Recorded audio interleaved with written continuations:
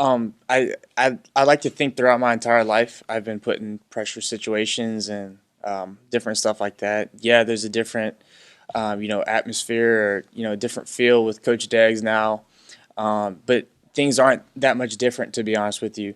And all my personal goals are in line with everything that I have been doing throughout my college career as well. So, just taking it day by day.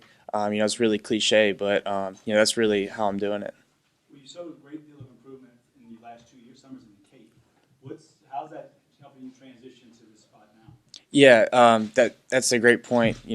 Going through those 2 summers, it taught me a lot about myself. How to handle failure. And so, given that fact, I've worked with through the processes of failing long term, and understanding how to fail is how you open up new doors for success. How much do you guys want to just go out there on opening day and win one and go ship the memory? Oh, no, I can't even explain, how much, we're ready to get on the field. Even those fall games against Mississippi State and Tulane, those are games we really want to just blow out the water. And so, put it in a real game perspective, like opening day. There's gonna be a lot of emotions, and we're gonna be fired up. Hey, what's the biggest thing that you worked on from last season to this season? I say it's consistency. The name of the game is consistency. You play, we're planning on playing 70 games this year, and it's going to be a grind. And so, taking things day to day and not being result oriented is, how you're successful long term. And is that something you've learned over your first 2 years as a Cajun? Absolutely. I've played with some older guys who've weathered the storm.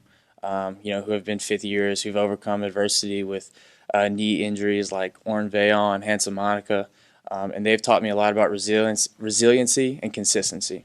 What goes through your head when you just walk past and you see the statue, preparation for that going up and everything? What goes through your head when you see that? It's goosebumps more than anything.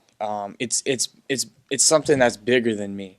We're playing a game, but what Coach Robe stood for was bigger than the game. And so seeing the statue is just going to be a physical feeling every time you walk past it, and it's not going to get old. Um, you never having played for Dex before. What did guys tell you, and how much is what you heard kind of maybe the reality of it all? I was going to be told that he was going to hold us to a high standard, same way Coach Robe did, and he was gonna coach us with passion, the same way Coach did too, and both of which have been true to this point. No one's lied to me about his character or what he stands for, and I'm just grateful to be in the scenario I'm in. As much as you want to win for Coach Rome, how much do you also kind of want to win for Coach Deggs as being his first year and obviously their close relationship as well? Of course, definitely, and Coach Deggs, deserves all the success, in my opinion, that's coming his way, or that he's not received in the past. His story is great, and him being able to step in and being able to lead us from day one. Just I feel like he deserves everything in the world. So, despite the coach passing over the summer, we're in great hands, and I'm looking forward to see how he handles it with us. Have you, who have you spoken with just in terms of handling your situation with the draft and maybe not letting that be in your head too much and keeping the blinders on? Yeah, Blake Trahan's one of my good friends. I we talk a lot on the phone, probably a few times a week, and he's a guy who's got his head on right. Obviously, you guys know how good of a ball player he is, and he's a real talented individual, and so not to be put myself in the same conversation with Blake because he was a very good player, but he's definitely told me how to go about things. What about your dad as you go into what could be your last season? Has he given you any guidance when you talk about past experience with him and people around him? Yeah, I think he just wants me to focus on playing my game. I think the worst thing that could happen to me is me not being focused on my craft, and so just keeping that lens on things, just keeps me in the right direction. When you saw I'm guessing you saw the D1 baseball rankings and other rankings. What did you think when those things first came out? Right. First of all, it's a great honor. It's something to be proud of. That kind of reflects on everything you've done in the past, and it's kind of just people are previewing what's going to happen for this year potentially. But that's all it is. It's just a preview. I've yet to go and earn those things throughout this year. Anything that's draft related hasn't even happened yet. So for me to be worried about that, is very. It's not a smart thing to do. How much does Coach Deg's story about having a second chance and giving people second chances make him a better and more patient coach? I think it's almost like a story type of deal. He's bounced back from different failure, different problems he's had in his life, and he's definitely shown success at other programs, and being that he gets to come back and be our leader, it sounds kind of story like a storybook kind of story, but we're super excited about it. Has there been a moment with him where you just like, it almost feels like deja vu because he and Rowe were so similar in style? Yes, I mean, I like to go. I like to go in Coach Rowe's office. When he was still here, prior to practice. To get things, sort of organized, and now that we used to be over here in this building, we're now on that side, and so going on the way to the locker room, we pass by his office every day, and so I like to stick my head in every now and then, and it's kind of like wow, it's kind of like I don't know, it's a weird feeling. It's hard to explain, but I kind of agree with what you said there. What about working with Coach Deggs every day as opposed to Rowe handled the pitching staff and you as a hitter? Hmm. How's that transition been working with, for lack of a better term, I guess, really two hitting coaches? Right. That's a good point. I think Coach Deggs has definitely implemented so many different mindsets and a confidence in me this fall, just to begin with. And now we're in the spring, and it might seem like a small, fragment of time, but I feel like him working every day with the hitters has certainly been super effective for me. As I can probably say for our other teammates as well. How excited are you for the potential that this offense has under Diggs? What have you seen so far working? I think we have the potential to be dangerous. I think 1 through 9. We can all carry the attitudes of being a threat. I don't think there's any holes, and I think if you look on our bench, because if you ask me to write a lineup, I have no idea what to write down. But I think that's one of those pluses about our lineup for sure. What has Diggs told you guys about his redemption story? I think he says that there's always a way to better yourself.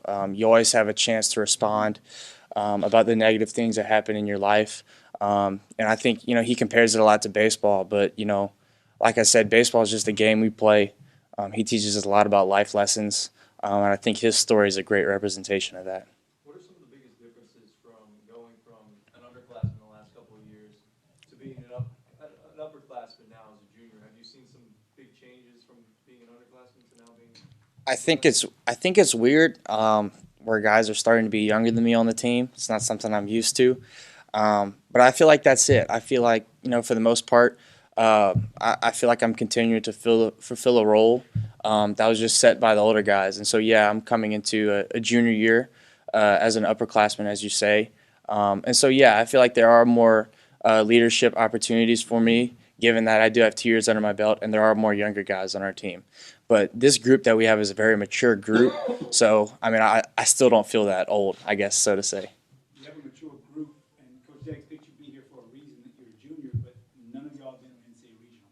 And do y'all have a conversation about that, or is with all the changes, the focus just on the new, just moving forward now? We have big goals to do some crazy things, as he likes to say, and I don't feel like any of us not being in a regional discourages us at all. I think it makes us even more hungry, because obviously we're not satisfied. We can't really say we've done anything because we haven't, and I think that's what makes us just as dangerous as if we hadn't been there. He said that you got his pack mentality right away. So for people who maybe weren't around when he was here before, how would you give a brief description of what's the essence of it? I think one thing that he always talks about is the takedown. He compares it to wolves and a pack, I guess you could say. So as a lineup and as a team, both offensively and defensively, It's all about performing in your role. And so, throughout our lineup, everybody has a different role to perform, whether that be, getting on base, driving in runs, lengthening the field and shortening the field, and executing in different situations. I feel like our team throughout has that pack mentality, and that's what he's referring to, doing your role whenever it's called upon. Your dad, when, as last year is going on day to day, or even the year before, what kind of interaction do y'all have?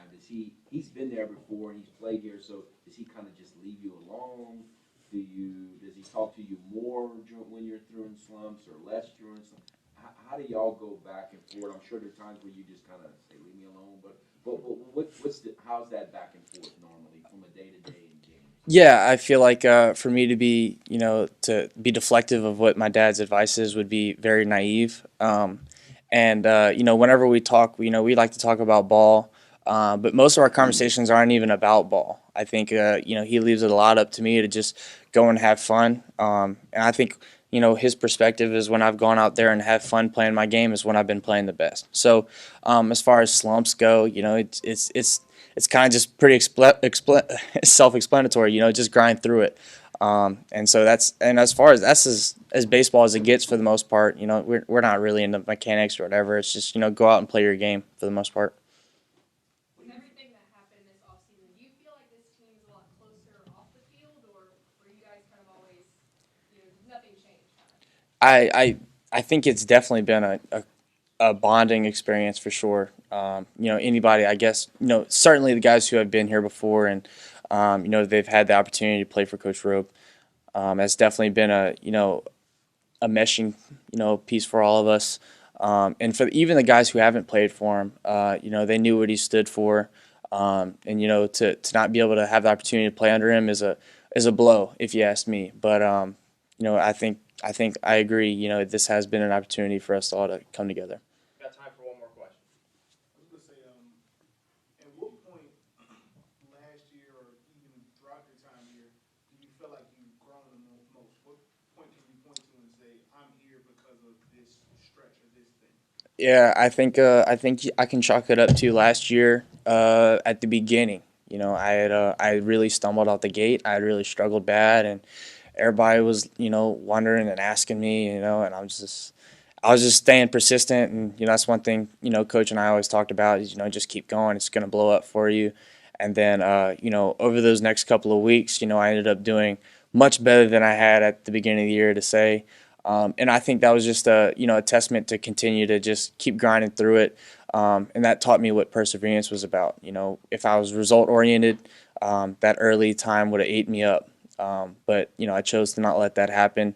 And that's definitely been probably one of the biggest takeaways of college so far.